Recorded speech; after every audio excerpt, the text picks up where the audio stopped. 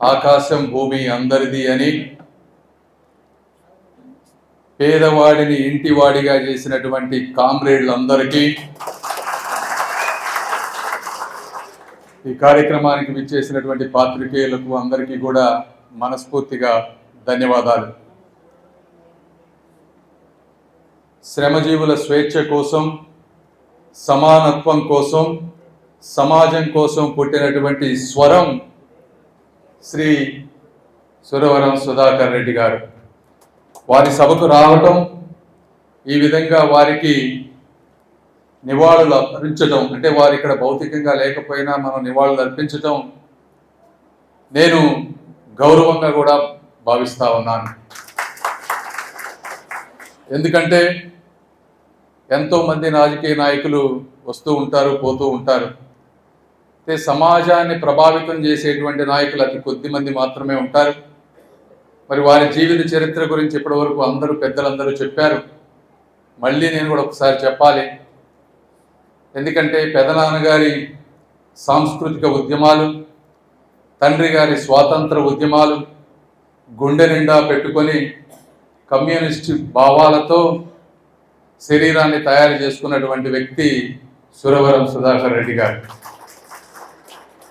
మరి ఒక చిన్ననాటి నుంచే వారు చెప్పినట్టుగా స్కూల్లో చాక్పీస్ బ్లాక్ బోర్డ్ కోసం పోరాడినటువంటి వ్యక్తి, సంక్షేమ హాస్టల్లో ఉపకార వేతనాలు వీటన్నిటి గురించి పోరాడినటువంటి వ్యక్తి, 21 సంవత్సరాల ఓటు హక్కు ఉన్నదాన్ని 18 సంవత్సరాలకి తీసుకురావటంలో కేరళలో ఉన్నటువంటి చంద్రప్పన్ గారితో కలిసి పోరాడినటువంటి వ్యక్తి, నల్గొండలో 2 సార్లు ఎంపీగా గెలిచి ఫ్లోరోసిస్ సమస్యపై శాశ్వత సమస్య పరిష్కారం కోసం పోరాడినటువంటి వ్యక్తి, తాగునీరు సాగునీరు ఆ ప్రాంతంలో పోరాడినటువంటి వ్యక్తి, ఈ విధంగా అదేవిధంగా సిపిఐ జనరల్ సెక్రటరీగా ఎన్నో సంవత్సరాలు చేసినటువంటి గొప్ప వ్యక్తి సురవరం సుధాకర్ రెడ్డి గారు.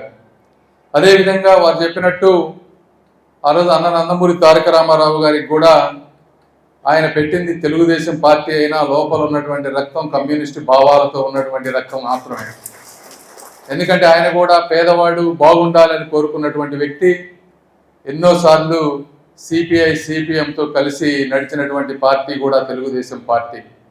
అదేవిధంగా సురవరం సుధాకర్ రెడ్డి గారు కానీ మిగిలిన నాయకులు కానీ చంద్రబాబు నాయుడు గారితో రాజకీయంగా విభేదించారే తప్పించి వ్యక్తిగతంగా ఏ రోజు కూడా విభేదించలేదు. వ్యక్తిగతంగా అందరూ కూడా సభా సంస్కృతి వీటన్నిటినీ కూడా మర్చిపోలేదు. అదేవిధంగా సుధాకర్ రెడ్డి గారు నమ్ముకున్న సిద్ధాంతాల కోసం నిలబడ్డారు. అదేవిధంగా నిలబడి జీవించి ఆఖరి వరకు కూడా వాటినే పెట్టుకొని చనిపోయిన గొప్ప వ్యక్తి సుధాకర్ రెడ్డి గారు. అదేవిధంగా ఆయన ఆ రోజుల్లో వాల్యూ బేస్డ్ పాలిటిక్స్ అంటే ఒక సింప్లిసిటీ,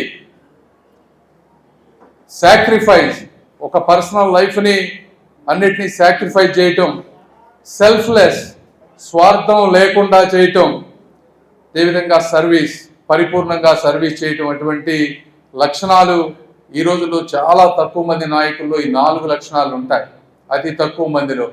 అలాంటి లక్షణాలతోటి పేదలకు సేవ చేయటం అనేదే హైయెస్ట్ ఫార్మ్ ఆఫ్ పాలిటిక్స్. అంటే రాజకీయాల్లో అత్యుత్తమమైన శిఖరం ఏదయ్యా ఉంది అంటే అది పేదవాడికి సేవ చేయడం అనేటువంటి నమ్మినటువంటి వ్యక్తులు ఇలాంటి మహానుభావులు, ఇక్కడ స్టేజ్ మీద ఉన్నటువంటి వ్యక్తులు కూడా.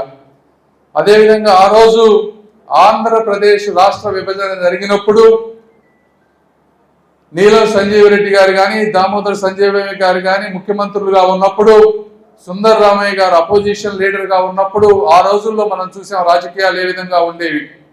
ఎప్పుడు వీళ్ళందరూ నేషనల్ ఇంట్రెస్ట్, రాష్ట్ర ప్రజల ఇంట్రెస్ట్ని ముందు పెట్టారు తప్పించి వాళ్ళ ప్రయోజనాలు, సీటు గురించి పాకులాడలేదు కానీ సమాజం గురించి మాత్రమే పాకులాడారు. ఆ రోజున ఏ రోజైనా విమర్శ చేస్తే కన్స్ట్రక్టివ్గా మంచిని మంచి అని చెప్పారు, చెడుని చెడునని చెప్పారు. అటువంటి వాల్యూ బేస్డ్ పాలిటిక్స్ ఈరోజు దూరం అవ్వటం వీరందరితో నేను ఏకీభవిస్తున్నాను. చాలా దురదృష్టకరం. అయితే సమాజంలో మంచి జరగాలంటే చెడు కూడా పీక్కెళ్ళినప్పుడే ఎవరో ఒకళ్ళు వస్తారు. దీన్ని సమూలంగా మార్చివేస్తారు. అది కూడా ఎక్కువ దూరంలో లేదని మీ అందరికీ నేను తెలియజేస్తా ఉన్నాను. అదేవిధంగా నేను ఇందాక వారు చెప్పినట్టు, పెద్దలు చెప్పినట్టు, ఈ సిపిఐ పార్టీ ఈ సిద్ధాంతాలు అంటే మీరు ఒకప్పుడు ల్యాండ్ కోసం ఫైట్ చేశారు, లేబర్ కోసం ఫైట్ చేశారు, లిటరసీ కోసం ఫైట్ చేశారు. ఈ మూడిటి గురించి ఆ రోజుల్లో ఫైట్ చేశారు. అయితే ఈ రోజుల్లో రకరకాల కారణాలతో సిపిఐ పార్టీ కానీ సిపిఎం కానీ తగ్గినా కూడా దీన్ని రూపాంతరం చెందాల్సినటువంటి అవసరం ఉంది. ఈ రోజుల్లో కూడా సిపిఐ కొత్త సిద్ధాంతాలతో ముందుకు వెళ్ళే అవకాశం కూడా మీ అందరికీ ఉంది. మీరు అందరూ వాటిని పాటించాలి. ఏ విధంగా అంటే నేను కొన్ని ఎగ్జాంపుల్స్ చెప్తా. ఈరోజు జరుగుతున్నటువంటి డిజిటల్ ఏజ్లో కూడా ఎకనామిక్ ఇంజస్టిస్ జరుగుతూ ఉంది.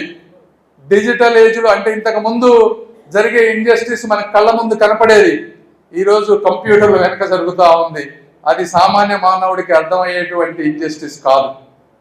అంటే మీరు అమెరికాలో చూసినా కూడా కొన్ని కంపెనీలు అవి ఒక దేశాల కంటే ఎక్కువ ఆదాయం సంపాదించేటువంటి పరిస్థితికి వచ్చినటువంటి కంపెనీలు. ఇది కళ్ళకు కనపడనటువంటి ఇంజస్టిస్. ఆల్గోరిథమిక్ ట్రాన్స్పరెన్సీ అంటే వాళ్ళు రాసే కంప్యూటర్ కోడ్లోనే ఇంజస్టిస్ ఉంది. అంటే మీకు ఒక ఎగ్జాంపుల్ చెప్తా ఉన్నా. మీరు ఫ్లైట్ టికెట్ బుక్ చేయాలి అంటే ఒక ప్రాంతం నుంచి ఫ్లైట్ టికెట్ బుక్ చేస్తే 2-3 సార్లు అదే బుక్ చేస్తే ఆటోమేటిక్గా మీరు టికెట్ కొనేటప్పటికి మీ రేట్ 20-30% పెంచేస్తారు. ఇది ఇక్కడే కాదు, అమెరికాలో కూడా జరుగుతూ ఉంది.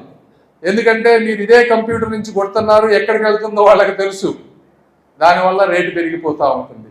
ఇలాంటివి తెలుసుకోవాల్సిన అవసరం కొత్త తరంలో ఉన్నటువంటి సిపిఐ కానీ ఇలా సిద్ధాంతాలపై పోరాడే వ్యక్తులు కావాలి. మేమంటే గవర్నమెంట్లో ఉన్నాం, నాకు తెలిసిన అన్ని నేను పోరాడలేను, అన్ని బయటకు చెప్పలేను. అయితే మీలాంటి వారు సమాజంలో ఉంటే ఇలాంటివి కన్నా కొంతమంది కన్నా తెలుసుకొని మీ పిల్లలన్నా ముందుకు వెళ్తే బాగుంటుంది. ఎన్విరాన్మెంటల్ ఇంజస్టిస్ అంటే ప్రకృతిలో ఈ రోజునంతా కూడా టెంపరేచర్లు పెరిగిపోతా ఉన్నాయి, చెట్లు కొట్టేస్తా ఉన్నారు.